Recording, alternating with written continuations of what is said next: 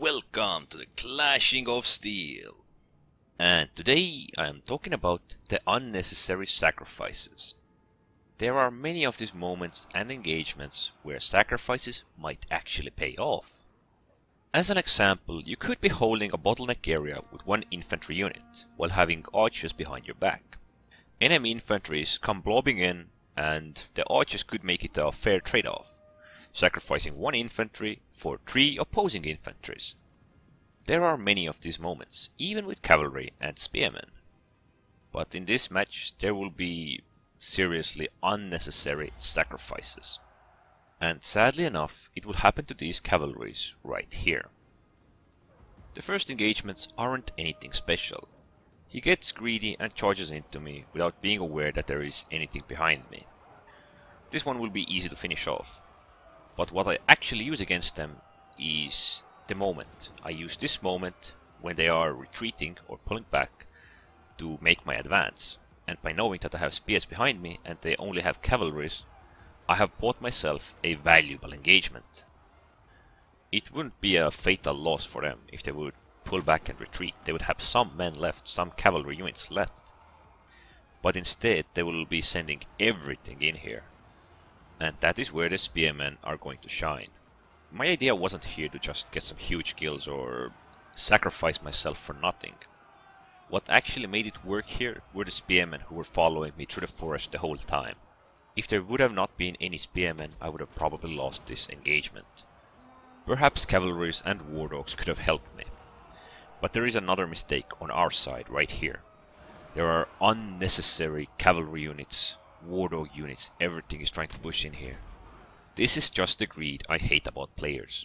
It's not like the war dogs or cavalry can do anything more than just hold them there. And I was already holding them, and the opponents were naive enough to attack. So the spears could have pretty much done a clean sweep. But instead, with this blobbing, they were an excellent target for the catapults. Perhaps my scouting unit even saved a little bit of them, because they were really heavily focusing me on the first few seconds they saw me. What is bad actually about this type of sacrifice is that I lose a lot of health and a lot of units. There are engagements where you might lose pretty much everything, and be at the bottom of your scoreboard, making it look and perhaps even feel that you didn't do anything special, while actually you were the key factor in the downfall of the opposing team, using their greed against them. So, since I still have quite significant numbers left, I'm going for the opposing watchtower, hoping to take their vision of the area and then sneak around. But I actually do mess up against these cavalries.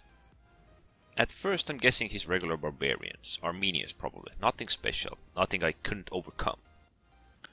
But it's actually Vercingetorix, and that turns it into a problem. Before I engaged him, I forgot to check what I was dealing with.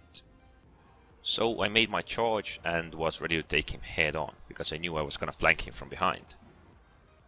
But oh boy, it's Vercingetorix, and he's probably gonna annihilate a lot of me.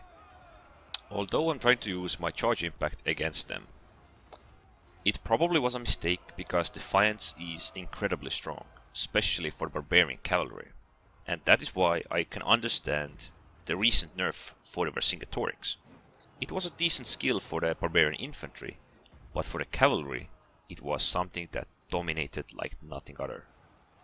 Well, finally the friendly spears arrive and we can take them on. But Vercingetorix with cavalry and Defiance can actually hurt Scipio even through the Oath of Preservance. And well, Oath does give a lot of defense, and if it can hit through that, it must be something special. Sad to say, now I have only remnants left. I'm gonna hunt the slingers, support the best I can, but there aren't many units alive for me, so...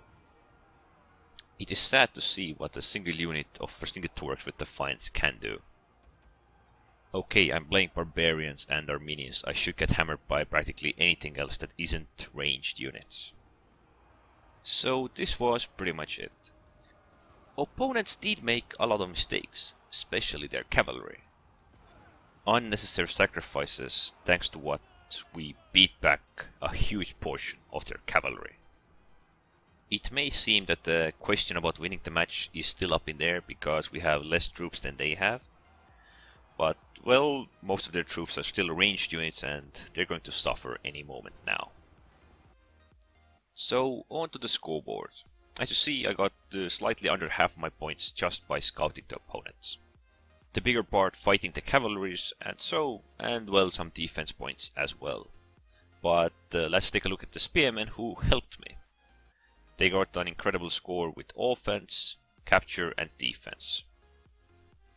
The Vercingetorix I was fighting against got at least some score, while the other barbarian cavalry with their minions practically got nothing. Just because of that unnecessary sacrifice.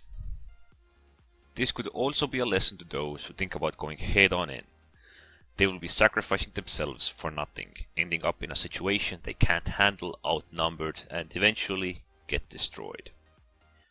There are sacrifices that are worth it, like trade-offs 1 to 2, 1 to 3, but not usually 1 to 1 or sacrifice in a location or area where you have no support whatsoever. Anyways, don't forget to subscribe, and thanks for watching.